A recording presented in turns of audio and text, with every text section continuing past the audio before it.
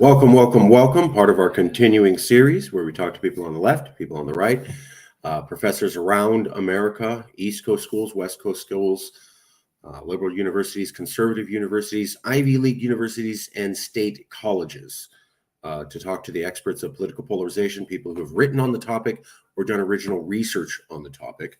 A lot of these professors are busy, so we can't get them for full interviews, but we're appreciative of whatever we can get as far as insights. With us today, we were able to get one question answered from John Bullock. He's a professor of political science at Northwestern University, Department of Political Science. He's been an associate professor of political science at Northwestern University, a fellow of the Institute for Policy Research. He was also an assistant professor of government at University of Texas at Austin. He's also an associate professor of political science, untenured at Yale University, also a fellow for the Institution of Social and Policy Studies at Yale. And he was at the University of British Columbia, Vancouver, a Killiam Doctor Fellow. His education includes Stanford University, PhD in political science, very prestigious, almost the best university you can get for that sort of degree, and Yale University, a BA in political science, graduated cum laude. This was the white paper where I found him, the Oxford Handbook of Electoral Persuasion. And he was writing about party cues. We now have a large and sprawling body of research on the effects of party cues.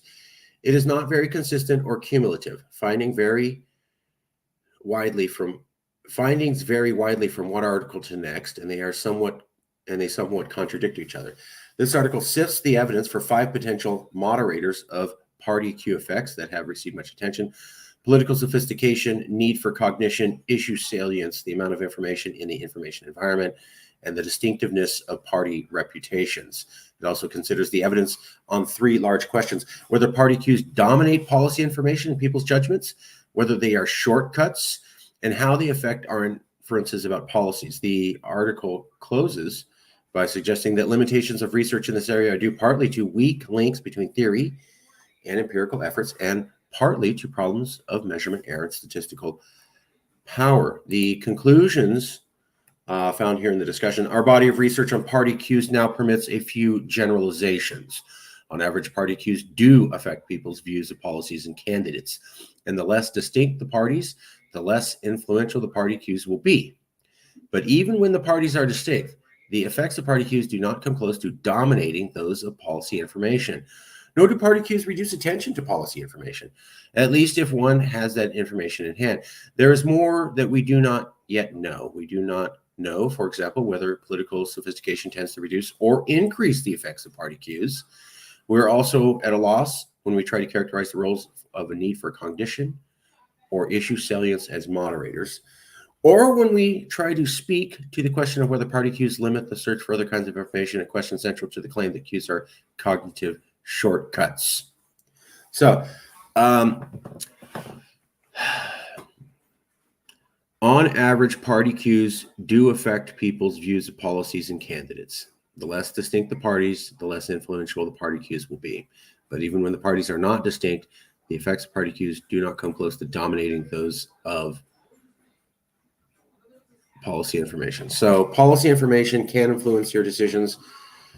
Party cues do have an effect on people and their views of candidates. We're not sure if the more politically involved you are makes it worse, or the more educated you are makes it worse. But there definitely is something between political officials, elites, unelected people on TV, and elected officials saying and speaking about politics in a certain manner, and the lay public picking that up, which is called cueing. This is what he's talking about. So I asked him one question: do you see any reason to believe that political polarization will calm down naturally, given that you've talked about polarization, how party cues exacerbate it? It's a good question, is what he said. My answer is, in one way or another, Trump will probably leave the political scene in less than a decade. Okay. However, I don't expect the Republican leaders who follow him to stake out more moderate positions, but their rhetoric may be less inflammatory. A lot depends on who succeeds Trump with the Republican Party. So I don't expect the Republican leaders who follow him to take out much more moderate positions, but the rhetoric may be less inflammatory.